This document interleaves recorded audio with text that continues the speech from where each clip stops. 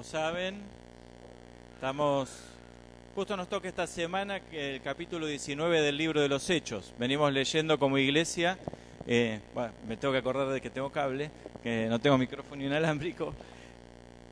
Y justo la semana comenzaba con la lectura del capítulo 19 y nos hacíamos como preguntas ahí en los primeros 7 versículos, o Ana nos decía, bueno, no sé cómo entender este pasaje. Cuando lo leí dije, bueno, yo tampoco sé cómo explicarlo en ese momento y dejé algunas cosas guardadas o casi todas para el día de hoy. Es un pasaje que a algunos les resulta satisfactorio, ¿no? Y dicen, bueno, yo esta experiencia la viví, la tuve, esto es así como dice la Biblia en Hechos capítulo 19. Otros se les formula un signo de interrogación en la cabeza, no sabiendo cómo entender lo que nos relata el libro. Y vamos a leerlo y compartir juntos, ¿no?, lo que el Señor puso en mi corazón y tratar de, como iglesia, de entender el mensaje que está detrás de estos versículos. El título que le puse a la prédica, el Espíritu hace la diferencia. El Espíritu Santo hace la diferencia, ¿no? Lo que quiero que después de que nos vayamos de aquí es que esa idea central quede en nuestra cabeza y en nuestro corazón. El Espíritu Santo hace la diferencia. Dice así en Hechos capítulo 19, del versículo 1 al 7.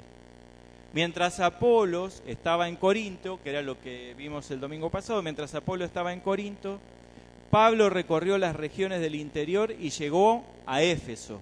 Allí encontró a algunos discípulos. ¿Recibieron ustedes el Espíritu Santo cuando creyeron?, les preguntó. No, ni siquiera hemos oído hablar del Espíritu Santo, respondieron. Entonces, ¿qué bautismo recibieron? El bautismo de Juan.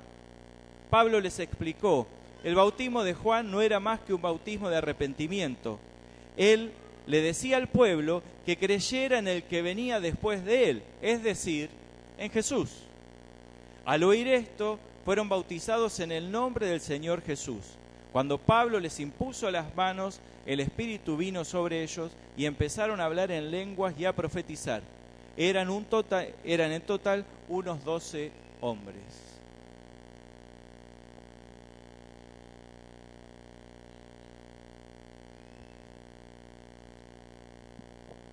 El apóstol Pablo llega a Éfeso, ¿no? Y para poder entender un poco lo que ocurre, o lo que se nos cuenta en esos versículos bíblicos, hay que hablar un poquito de Éfeso, de esa ciudad.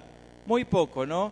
Pero Éfeso era una ciudad conocida porque tenía un lugar de adoración especial para la diosa Diana o Artemisa, esta era otra forma de llamarla, que era una diosa de la fertilidad, ¿no? Esa ciudad tenía un templo especial, era el más famoso de la región y de aquella época, y era conocido por eso. De hecho, Éfeso también se la conoce a la ciudad con el nombre de la deseada, ese es el significado, ¿sí? La deseada. Todos querían ir a Éfeso, o para adorar a Diana, que era la diosa de la fertilidad, o también para adorar el culto que se hacía a los emperadores.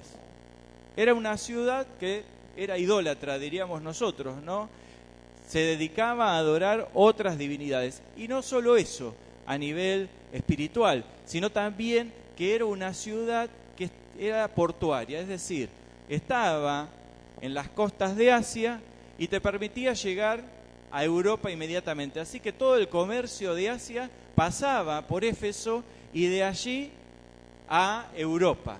Así que era una ciudad rica también. Económicamente hablando y políticamente hablando, era una ciudad muy importante, muy importante.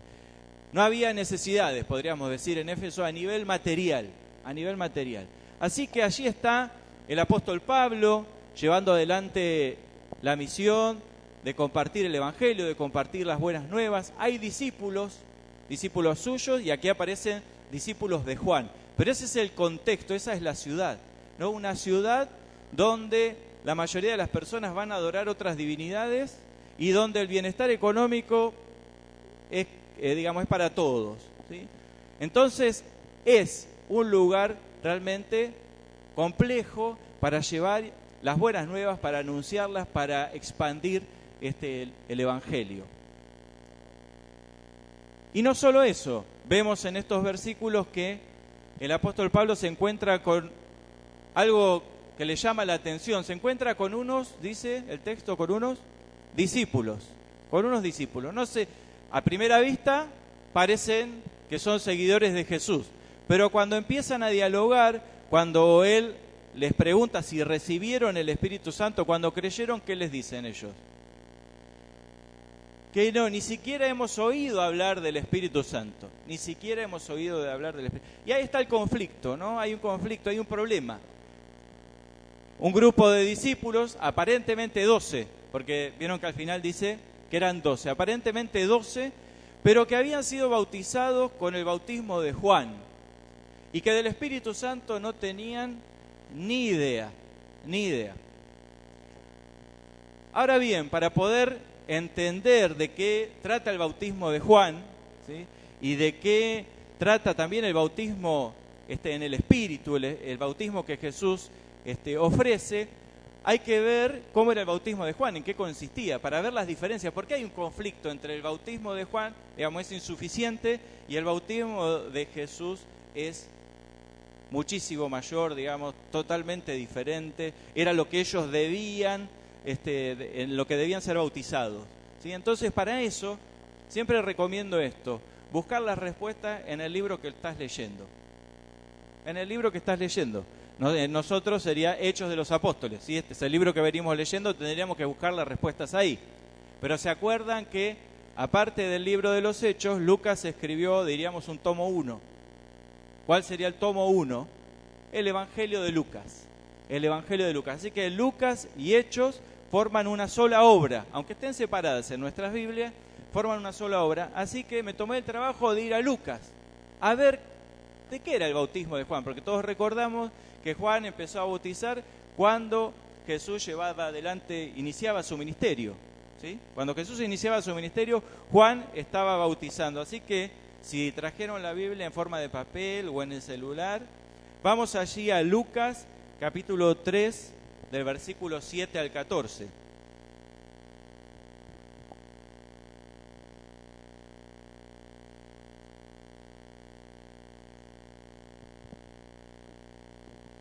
Y hay que leer estos 7 versículos para comprender de qué trata el bautismo que realizaba Juan. A las multitudes que acudían para ser bautizadas, Juan les decía: bienvenidos no. Generación de víboras. Fíjese usted, era recibido así en el grupo de Juan. Generación de víboras. ¿Quién les enseñó a huir de la ira venidera? Produzcan frutos dignos de arrepentimiento. Y no comiencen a decirse: tenemos a Abraham por padre, porque yo les digo que aún de estas piedras Dios puede levantar hijos de Abraham. El hacha ya está lista para derribar de raíz a los árboles. Por tanto, todo árbol que no dé buen fruto será cortado y echado en el fuego. Y acá viene la clave para entender de qué va el bautismo de Juan. La gente le preguntaba entonces, fíjense que le preguntaban a Juan: ¿qué debemos hacer? ¿Qué debemos hacer? Y Juan les respondía: el que tenga 2 túnicas, comparta una con el que no tiene ninguna. Y el que tenga comida, haga lo mismo. También unos cobradores de impuestos llegaron a ser bautizados y les preguntaron: Maestro, ¿qué debemos hacer nosotros? Él les dijo: no cobren más de lo que deban cobrar. Unos soldados también le preguntaron: ¿y nosotros qué debemos hacer? Y Juan les respondió: no extorsionen ni calumnien a nadie y confórmense con su salario. Para aquellos que conocen el Antiguo Testamento, Juan está predicando casi lo que predicaban los profetas del Antiguo Testamento: cambios en la conducta, cambios éticos, ¿sí? Lo que estaba pidiendo es que hubiera cambios en la forma de obrar. Por eso habla de arrepentimiento, ¿sí? Dice: produzcan frutos dignos de arrepentimiento. Entonces podríamos decir que la predicación de Juan, el bautismo de Juan, tenía que ver con una purificación externa y que aquellos que fueran sus discípulos debían demostrar cambios en las actitudes externas. ¿Sí? La gente tenía que ver que ellos estaban comportándose de una manera diferente. Así que el cambio, podríamos decir, era ético, el cambio era moral, ¿sí? Algo que pudieran ver todos. Eso es lo que nos dice el Evangelio de Lucas y los comportamientos que ellos tienen. Su arrepentimiento, decíamos, en el plano de la conducta. Que esto lo debemos hacer los cristianos, no es que bueno, nosotros nos comportamos como nos da la gana. No, nosotros tenemos que también mostrar, ¿no? Llevar adelante cambios en nuestra forma de vivir. Pero dice Juan que el bautismo que va a traer Jesús es un bautismo del Espíritu. Y un bautismo, dice, del Espíritu y fuego, dice en el Evangelio de Lucas. ¿Sí? Más adelante, en Hechos ya de los Apóstoles, Jesús les dice allí en Hechos 1, del versículo 3 al 8, ¿se acuerdan que estamos leyendo algunos versículos de esta obra que es Lucas y Hechos para poder entender por qué hay que hablar del Espíritu Santo, ¿no? Y por qué el bautismo de Juan había quedado obsoleto, ¿sí? Y era el bautismo del Espíritu el que debían recibir esos discípulos que aparecieron a el apóstol Pablo. Después de su muerte, capítulo 1 de los Hechos, versículos del 3 al 8, después de su muerte se les presentó vivo, está hablando del Cristo resucitado, y con muchas pruebas que no admiten duda, se les apareció durante 40 días y les habló acerca del reino de Dios. Mientras estaban juntos, les mandó que no se fueran de Jerusalén, sino que les dijo: esperen la promesa del Padre, la cual ustedes oyeron de mí. Como saben, Juan bautizó con agua, pero dentro de algunos días ustedes serán bautizados con el Espíritu Santo. Con el Espíritu Santo. Y avanzamos esos días, ¿no? Porque no podemos esperar que pasen los días, sino que avanzamos en el texto, llegamos allí al capítulo 2 y dice que versículo 1, cuando llegó el día de Pentecostés, todos ellos estaban juntos y en el mismo lugar. De repente, un estruendo como de un fuerte viento vino del cielo y sopló y llenó toda la casa donde se encontraban. Entonces aparecieron unas lenguas como de fuego que se repartieron y fueron a posarse sobre cada uno de ellos. Todos ellos fueron llenos del Espíritu Santo y comenzaron a hablar en otras lenguas según el Espíritu los llevaba a expresarse. En aquel tiempo vivían en Jerusalén judíos piadosos que venían de todas las naciones conocidas.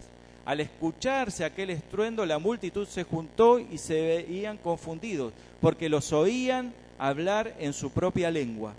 Estaban atónitos y maravillados y decían: fíjense, ¿acaso no son galileos todos estos que están hablando? ¿Cómo es que los oímos hablar en nuestra lengua materna? Jesús había profetizado, había declarado, ¿no?, que el Espíritu Santo iba a venir sobre ellos con una finalidad, con un propósito. ¿Cuál era? Anunciar las buenas nuevas en todo el mundo, ¿no? En Jerusalén, en Judea, en Samaria, etcétera, hasta lo último de la tierra. Así que la venida del Espíritu Santo sobre los discípulos tiene un propósito, tiene una finalidad. ¿Cuál es? Compartir las buenas nuevas. Esta es la diferencia. La diferencia lo vemos no solo en el Evangelio de Lucas, sino en el libro de los Hechos. La diferencia que hace el Espíritu Santo es que estos apóstoles que estaban con miedo, encerrados, temiendo ser asesinados como había sido su maestro, salen a predicar, salen a compartir las buenas nuevas. El bautismo de Juan, el cambio que producía, ¿cuál era? Ético, moral, ¿no? Cambios en el comportamiento de vida, ¿no? Los que robaban, que no roben más, aquel que tiene 2 túnicas, que la comparta, ¿sí? Los soldados que, fíjense desde cuándo está el soborno, ¿sí? Ya hace 2000 años y un poco más, ¿no? Los soldados que aceptaban sobornos, que ya no lo hagan más. Eran cambios en la ética, así que ellos cambiaban su forma de vivir, pero no anunciaban las buenas nuevas. El Espíritu Santo de Dios viene a la comunidad de los discípulos para que estos salgan a anunciar las buenas nuevas, para compartir el Evangelio. Fíjense que aquí dice que hablan en lenguas, y estas lenguas tienen que ver con los idiomas de todos aquellos que estaban reunidos en ese lugar, para que pudieran recibir el Evangelio. Y pasa lo mismo en Éfeso, Profetizan y hablan en lenguas, ¿sí? Son 12, dice el texto bíblico. ¿Y cómo era la ciudad? ¿Qué dijimos? ¿Qué características tenía la ciudad? Era una ciudad idólatra, ¿sí? Adoraban a los emperadores, adoraban a Diana, y económicamente, podríamos decir, tenían todos los problemas resueltos, porque era una ciudad portuaria, todo el comercio pasaba por ahí, no había gente desempleada, les podría decir, no había gente desempleada, todos tenían trabajo. Así que, ¿de qué manera se puede, ¿no?, compartir las buenas nuevas en una ciudad que adora otros dioses, una ciudad en la cual todos los problemas económicos están resueltos, no tienen ni necesidades espirituales ni necesidades materiales? Sonamos, diría Juan, el profeta, porque él lo que anunciaba eran cambios en el comportamiento. ¿Dónde está la diferencia? La diferencia va a estar en el Espíritu Santo, en la presencia del Espíritu Santo. Allí está la clave para que esta ciudad, que es la de Éfeso, empiece a ser impactada por el mensaje de Jesucristo, por el mensaje del Evangelio. Me parece que a veces a nosotros nos pasa que nos olvidamos de eso, ¿no? La importancia del Espíritu Santo en la vida de la iglesia y en nuestra vida particular para poder anunciar las buenas nuevas, para poder vivir también el cristianismo siendo fieles a lo que el Señor nos manda, ¿no? El Espíritu Santo hace la diferencia. Por eso el apóstol Pablo, cuando se encuentra con estos discípulos, lo primero que le pregunta, ¿no?, tipo estrategia de discipulado, ¿qué bautismo habían recibido? ¿Por qué? Porque él había llegado a la ciudad de Éfeso y necesitaba personas para evangelizar esa ciudad. Para evangelizar esa ciudad, él necesitaba personas que estuvieran llenas del Espíritu Santo. Porque de esa manera la tarea iba a ser efectiva. No necesitaba solo personas que se comportaran bien, que eso sería el bautismo de Juan, bautismo de arrepentimiento. Y ellos ya se habían arrepentido de sus pecados, pero lo que necesitaban era ser empoderados por el poder del Espíritu Santo para comunicar las buenas nuevas de Jesucristo. Por eso estos pasajes nos enseñan, ¿no?, que la fe cristiana es más que un conjunto de reglas morales, ¿no?, para vivir, ser un ciudadano correcto, ¿no? No fumar, no tomar, no engañar al esposo, no engañar al esposo, todos los no que nosotros conocemos, ¿no? Y a veces los adolescentes o los jóvenes dicen, no, con la fe cristiana no quiero saber nada porque lo único que van a hacer es una lista de prohibiciones, ¿no?, de qué cosas yo no puedo hacer. Y a veces me parece que nosotros transmitimos esa idea, ¿no?, de la fe cristiana.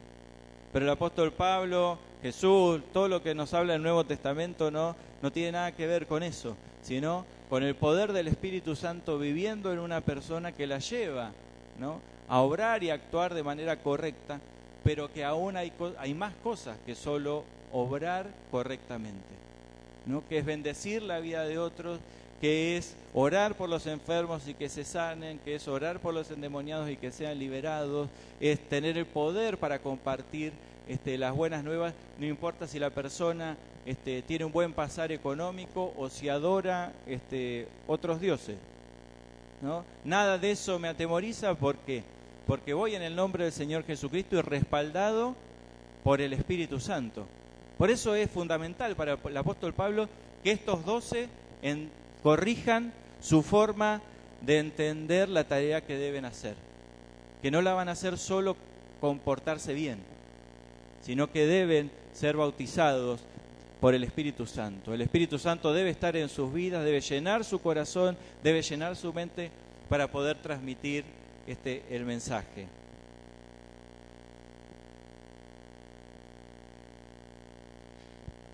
No hay evangelización posible, podríamos decir, y con temor hago esta afirmación, no hay evangelización posible si no es a través de la asistencia permanente del Espíritu Santo. Y hay pasajes en el Nuevo Testamento que nos hablan de eso, ¿sí? Que cuando estuvieran frente a los tribunales, el Espíritu Santo les iba a dar las palabras que ellos debían decir.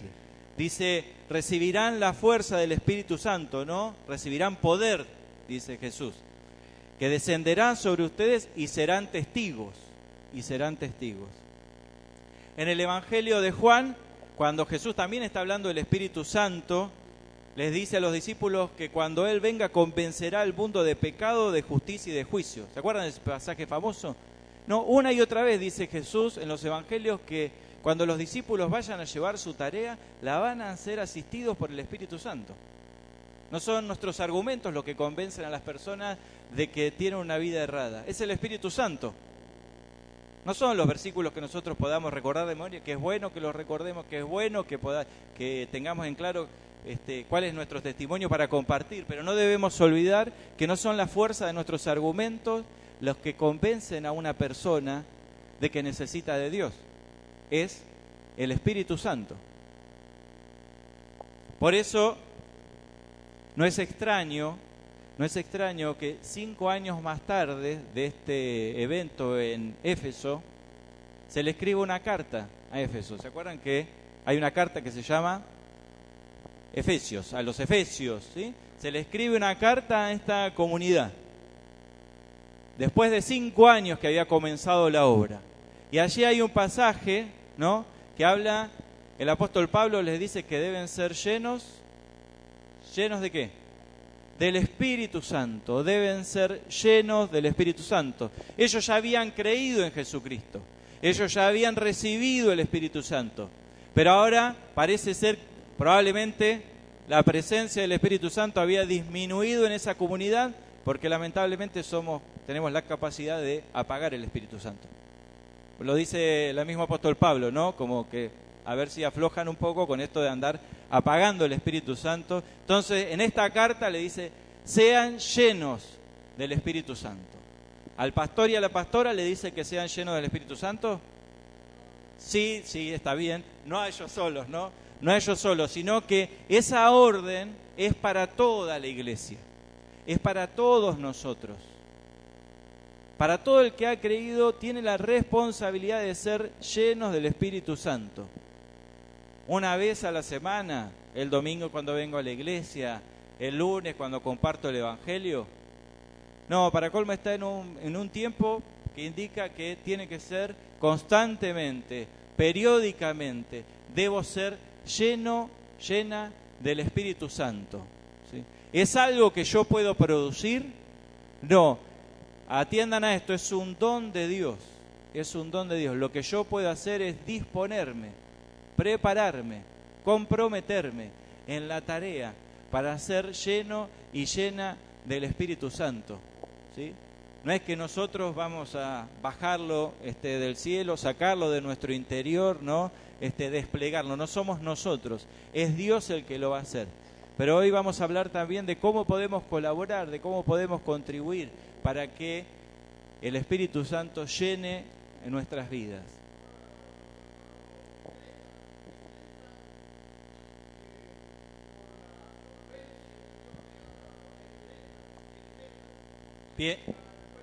Bien, esos serán otros hermanos, no nosotros, Héctor, que bueno, bien. Pero no de esta boca. Bien. Entonces les decía que necesitamos nosotros, es imperioso para nuestra vida, porque miren, yo recordaba y hacía memoria, ¿no?, de cuando uno se convirtió, ¿no? Porque ahí es cuando viene el Espíritu Santo a la vida de uno, y uno le predicaba el Evangelio hasta las piedras, hermana, le predicaba, le compartía el Evangelio, subía a un colectivo, veía gente de hacía 5 años, 10 años que no veía, me acercaba y les hablaba del Señor Jesús. Me miraban, me quedaban, no decían una palabra, me escuchaban, se bajaban y se irían pensando, este tipo está loco, porque Ustedes no conocen mi vida anterior, entonces no la voy a exponer en esta mañana aquí, pero la gente se quedaba sorprendida y me vino a la memoria eso, ¿no? Porque estar llenos del Espíritu Santo es tener la capacidad, el deseo, el fervor, el ardor de compartir con otros las buenas nuevas, ¿sí? Y me parece que tenemos que hacer un poco de memoria de esos años en nuestra vida, ¿no? Si no está pasando ahora, trae tu memoria, ¿no? Ese momento en que entregaste tu vida al Señor, que todo cambió y que te salía del corazón hablar con tus compañeros de trabajo, hablar con tus compañeros en la escuela, con los amigos que quizás salías de joda, con todo el que se acercaba, vos le hablabas del Señor Jesús. ¿Sabés qué era lo que te movilizaba? Hoy lo podemos deducir a partir de la palabra. El Espíritu Santo. El Espíritu Santo había llenado tu vida y no había forma de hacerte callar la boca. La pregunta que me hago y la pregunta que debemos hacernos es ¿qué ha pasado? ¿Qué ha pasado? Tal vez han pasado años, ¿no? Como le pasó a la comunidad de Éfeso. Pasaron los años y necesitaron un recordatorio. El apóstol Pablo les dice: sean llenos del Espíritu Santo, sean llenos del Espíritu Santo. ¿Por qué? Pensaba yo. Están en Éfeso. En Éfeso, ¿qué pasa en Éfeso? Hay templos para adorar a la diosa Diana, hay templos para adorar a los emperadores, hay idolatría, en cualquier vereda que usted camine, hay obra de Satanás, ¿sí? Satanás tiene el control de la ciudad, podríamos decir. Y por otro lado, hay bienestar económico. Entonces no puedo ir a asistirlos y a compartirles algún alimento porque tienen todas las necesidades cubiertas. Entonces, ¿dónde va a estar la diferencia? En la presencia del Espíritu Santo en cada uno de los creyentes, para que puedan notar aquellos que están en esa ciudad la diferencia entre ser un seguidor de Jesús y no serlo, entre adorar a Diana y adorar al Señor Jesucristo, ¿sí? Aunque todos tuvieran los bienes colmados, digamos, económicamente estuvieran todos satisfechos, este compañero de trabajo que está en la misma situación económica que yo tiene algo diferente. ¿Y qué es lo diferente? El Espíritu Santo. El Espíritu Santo hace la diferencia. Y yo les decía, no, ¿qué debemos hacer? ¿Cómo podemos hacer para que, ya que ha pasado quizás unos años en nuestra vida, nos sentimos, ¿no?, que no estamos llenos del Espíritu Santo, que no me sale compartir el Evangelio no sé qué pasa, ¿no? Pero antes hablaba de Jesucristo sin problema y ha pasado el tiempo y hoy no. Quizás una de las razones, como les decía, tenga que ver con la falta de llenura del Espíritu Santo. La buena noticia, que esa no es la última palabra sobre nuestra vida, que podemos ser llenos del Espíritu Santo. Es una responsabilidad, es una tarea que nos corresponde a nosotros. Y me venía una imagen mientras pensaba en cómo ser llenos del Espíritu Santo, ¿no? Porque evidentemente si hemos creído en el Señor Jesucristo, el Espíritu Santo está en nosotros. Amén, diríamos, ¿no? Si es así, si han creído en el Señor Jesucristo, el Espíritu Santo está en ustedes. Está ahí, bien, perfecto. Está en nosotros. Y quizás la tarea no es tan complicada, no es tan compleja. Una vez veía un documental, ¿no?, sobre cómo encontrar agua en el desierto. Y había ¿vieron esos que hacen como videos de sobrevivencia o supervivencia? Estaba en el lecho de un río, ya estaba seco el río. Había sido un río, ¿sí? Un lecho de un río, ¿vieron cuando queda la marca de que el río ha transitado por ahí? Y este buen hombre decía que ese es un lugar para buscar agua. Entonces buscaba un lugar húmedo dentro de todo lo que veía. Dice, acá, en este lugar húmedo, ¿sí?, hay agua. Se paraba y ¿saben qué empezaba a hacer? A mover la arena, ¿no? Empezaba a correr la arena y empezaba, no sé, 30 centímetros debía haber sacado de arena y empezaba a verse la arena más húmeda. Y seguía sacando un poquito más de arena y ya uno veía agua. Yo creo que eso es lo que nosotros debemos hacer con nuestra vida, ¿no? Quizás alguna vez un río de agua viva, como dice Jesús en el Evangelio de Juan, corrió por nosotros. Vieron que dice Jesús dice, los que tengan sed, vengan a mí y beban. ¿Y cuál es la promesa? De su interior correrán ríos de agua viva. Así que nosotros podremos ser ese lecho, ¿no? Donde habían corrido ríos de agua viva, pero ahora quizás está seco. Pero abajo hay agua, hermanos y hermanas, abajo hay agua. Abajo está el Espíritu. Ahí dentro de nosotros está el Espíritu pidiendo que nosotros nos comprometamos en esto. Miren, hay algo que es muy sencillo, fácil de hacer. Hay que estudiar la palabra de Dios, pero hay algo antes que estudiar la palabra de Dios, que es la oración. Es la oración. Es comprometernos a la oración.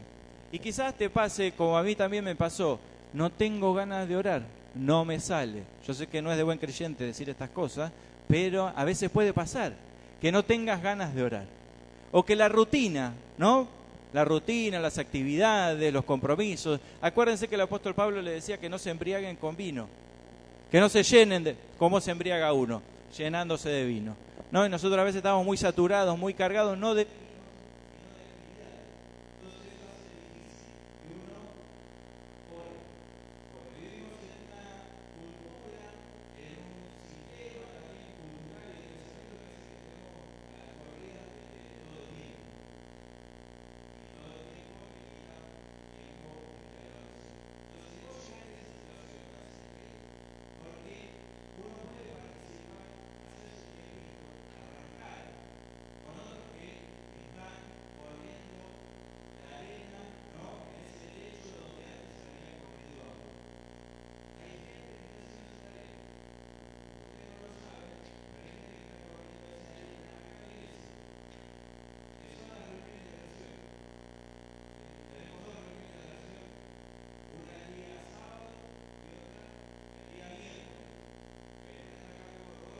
¿Sí? Y la otra, Estela.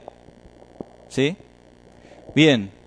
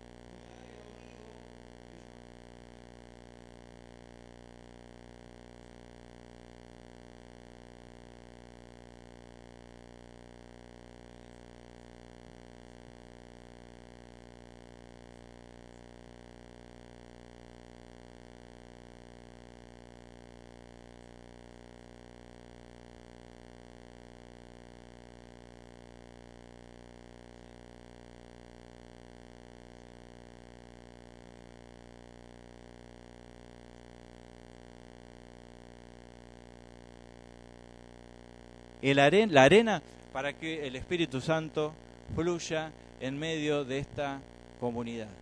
Y de esa manera tengamos el poder, las ganas, las fuerzas, las palabras, el deseo de anunciar las buenas nuevas. No somos nosotros, hermanos, necesitamos que el Espíritu Santo se apodere de nuestras vidas nuevamente, le demos el control, que se apodere también de nuestra iglesia para anunciar las buenas nuevas en el barrio. No importa el contexto. No importa el contexto, porque vamos en el nombre de Jesús y apoyados, empoderados por el Espíritu Santo. Pero no alcanza con que 2, ¿no?, o 3 personas estén haciendo la tarea. O está bueno que lo hagan, pero si nos sumamos todos, ¿sí?, rápidamente no solo va a brotar de nuestro interior ríos de agua viva, sino que van a brotar de nuestra iglesia ríos de agua viva que purifiquen, porque de eso es el agua viva, ¿no? El agua viva purifica, que transforma, que cambia nuestra comunidad. Es nuestra responsabilidad. A todos aquellos que hemos creído en el Señor Jesucristo y que podemos decir, sí, yo tengo plena conciencia de que el Espíritu Santo está en mi vida. Porque una vez, hace años, le hablaba hasta a las piedras, a los bancos, a cosas que me encontraron por el camino, le hablaba de Jesucristo.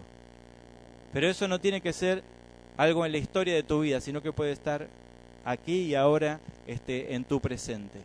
Pero hay que comprometerse, hay que, no puedo tomar vino y ser lleno del Espíritu Santo. No puedo estar lleno de actividades sin tiempo para la oración y querer ser lleno del Espíritu Santo. Hay que hacer sacrificios, eliminar algunas actividades de nuestras agendas apretadas para poder comprometernos en estos grupos de oración, ¿sí?